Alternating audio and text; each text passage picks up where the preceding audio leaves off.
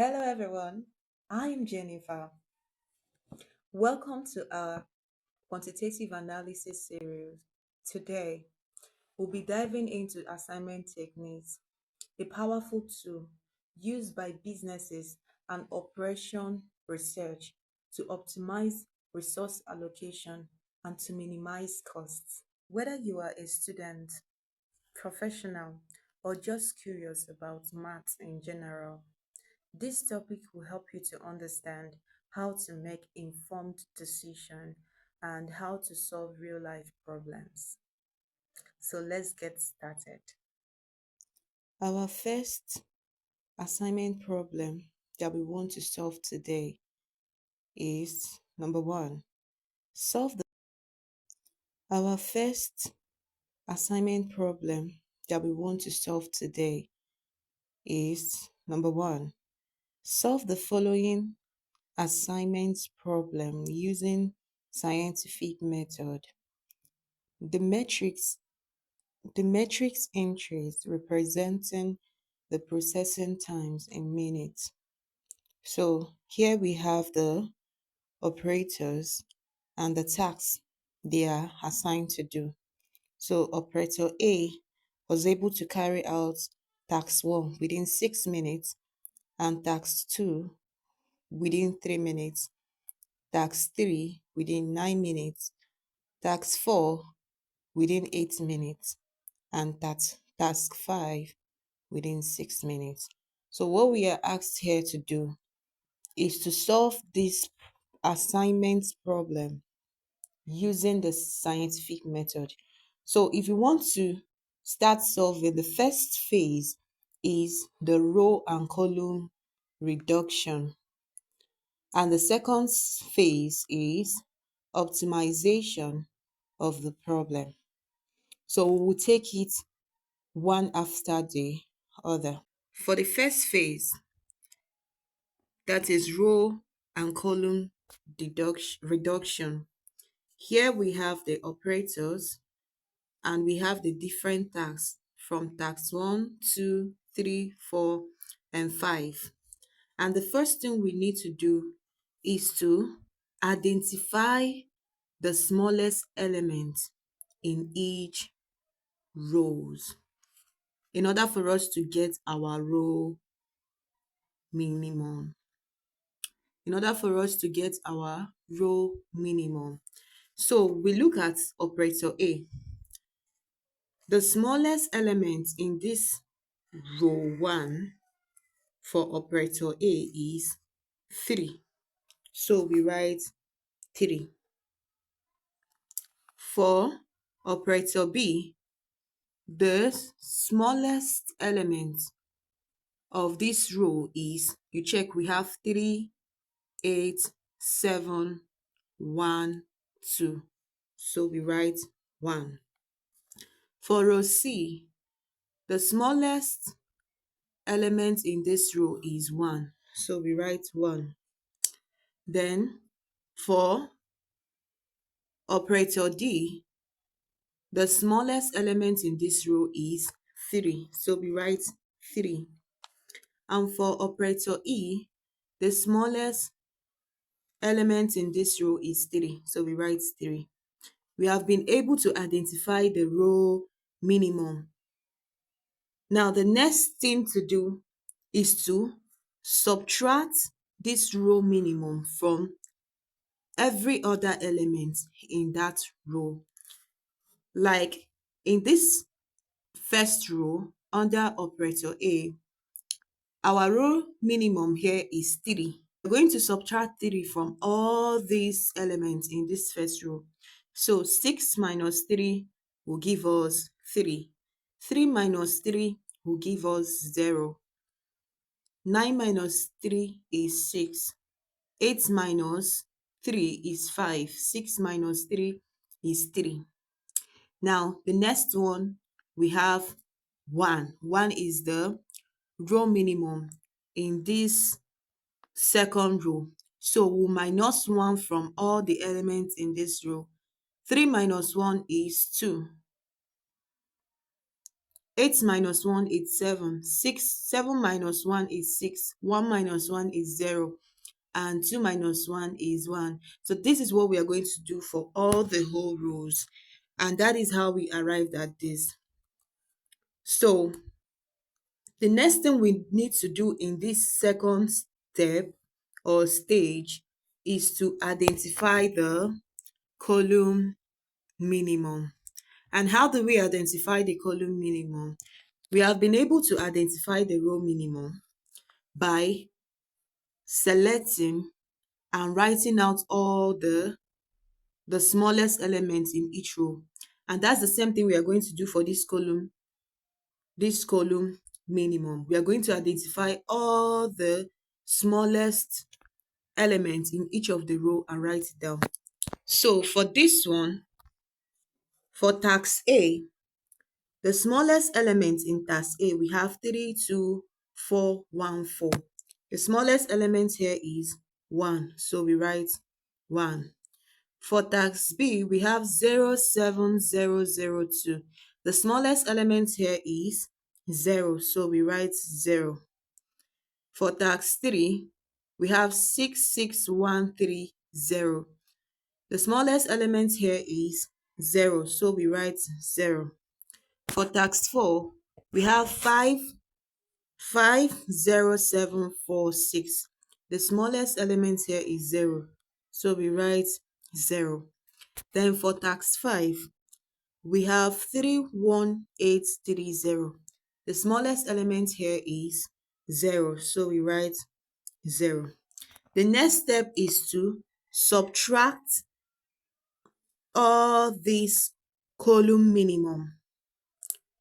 We subtract all the column minimum from the elements in each column. So here now we will do 3 minus 1 will give us 2. 2 minus 1 will give us 1. 4 minus 1 will give us 3. 1 minus 1 will give us 0. And 4 minus 1 will give us 3. We'll still do the same thing here. This other part remains the same because 0 minus 0 is 0. 7 minus 0 is 7. So every other thing here remains the same. It's only going to be the first column that will change because we have 1 here. So we go to the next one. Here, we have subtracted the column minimum and this is what we have. So we are done with the row and column deduction.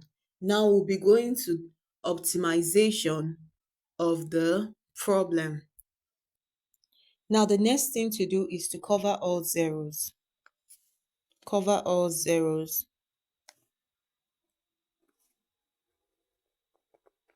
In both the rows and the columns. These are the rows and columns. Now let's check for the first column. We have just 1 0. For the second column, we have 1, 2, 3. We have 3 zeros here. For the third one, we have just 1 0. And for the fourth one, we have 1 0. And for the fifth column, we have 1 0. Now we check for the rows. We have 1 0 here, 1 0 here, 1 0. We have 2 zeros and we have 2 zeros here. So we'll go for the one with the highest number of 0, which is column 2. We'll draw a line. Then we'll check for the another one with the highest 0. This one has 3 zeros, so we draw a straight line. Now we check for the row or column with the highest number of zeros. Here we have 1 0. Here we have 1 0, 1 0, 1 0. Here we have 1 0, 1 0, and 2 zeros. So we draw a line here. Now we check for the next one. We have 1 0, 1 0. You can choose to draw your line horizontally or vertically. So we draw our line. We cover all the zeros. So if you check very well, you see that all the zeros are covered. So the next thing to do is we will scan true to know if we have arrived at a solution. So here we have number of rows and columns. Number of rows and columns equals to 5. We have 1, 2, 3, 4, 5 rows and 5 columns. 1, 2, 3, 4, 5. Then number of lines equal to, we have 1, 2, 3, 4. We have 4. So 5 is not equal to 4. Therefore,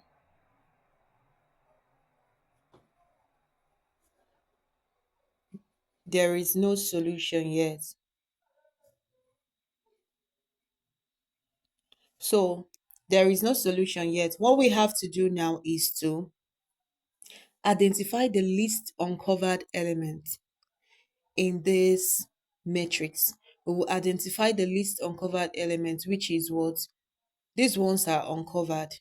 2, 6, 5, 3, 1, 7, 8, 3. So the least uncovered number there is 1. So we are going to subtract 1 from every other uncovered element. We are going to subtract 1 from 2, 6, 5, 3, 3, 1, 7, and 8.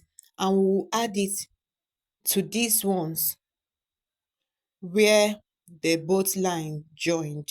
We will add it here, and add it here. So this is what we have. Now the next thing to do is also to identify the rows and column with the highest number of 0, and we draw a line and we check to know if the number of lines is equals to number of rows and column. Now here we check for the first column, we have just 1 0. So the second one we have 2 zeros. The third one we have 2 zeros. The fourth one we have 1 0, and the last one we have 1 0. We check here, we have just 1 0, 1 0, 2 zeros, 1 0, 2 0. So what we do, we start with those that are 2 0. We draw a vertical line here, 2 0. We draw a vertical line here, 2 0. And for these ones, we have 1 0, 1 0, 1 0.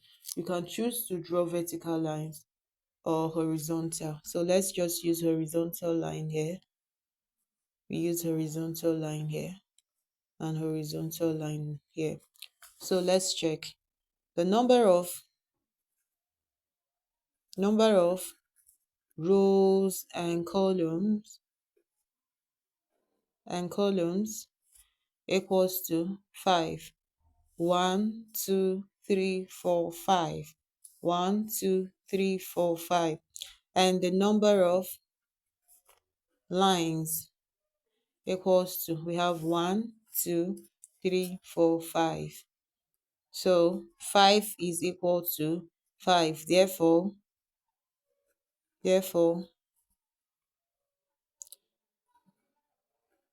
there is a solution.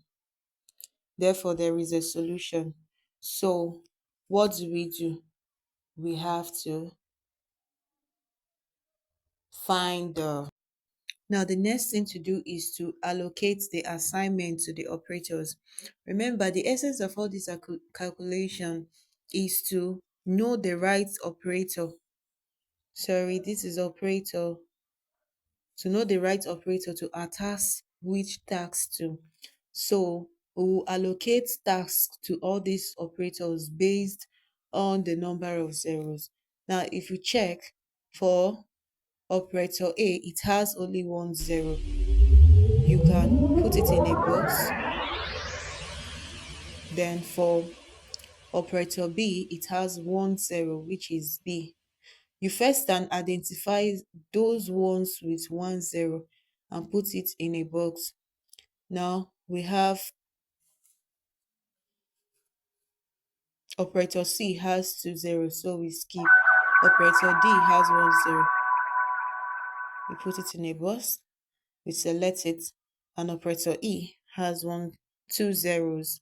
So if you check, operator C has 2 0 in task 2. We've already assigned task 2 to somebody, so we'll assign task 3 to operator C. And operator E has 2 zeros. One is in task 3 and the other is in task 5. So we have already assigned task 3 to someone else. We will assign task 5 to operator E. So what it means is that operator A will be able to carry out task 2. So operator B will carry out task 4. Operator C will carry out task 3. Operator D will carry out task 1. And operator E will carry out task 5. We're going to assign the different tasks to them. Now, don't forget that we said for operator A, we allocated task 2 to it. Task 2. For operator B, we allocate task 4 to it. Operator B, task 4. So here we have 4. For operator C, we allocate task 3 to it. So here we have 3. For operator 4 or D, we allocate task 1 to it. So here we have 1.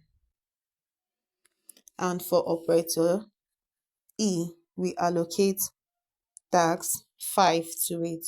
So here we have 5. So we'll have to go back to our question to get the time for each work. So this is our initial question. Operator A, we assigned task 1 to task 2 to it, which is it took it 3 minutes to carry out the task. Now for operator B, we assigned task 4 to it. It took it 1 minute to carry it out. And then task operator C, we appointed or allocated task 2 to it, which is 1. And operator D, we allocated task 1 to it, which is 4. And operator E, we allocated task 5, which is 3. So here we have the number of the operators, the number of tasks assigned to each of them, and the time it took them to do it. So the last thing we do is to sum up the time, and we have 12 minutes. So it will take 12 minutes for each and every one of them to carry out all the 5 tasks. Thank you so much for joining us in our today's teaching. Stay tuned and subscribe to our channel.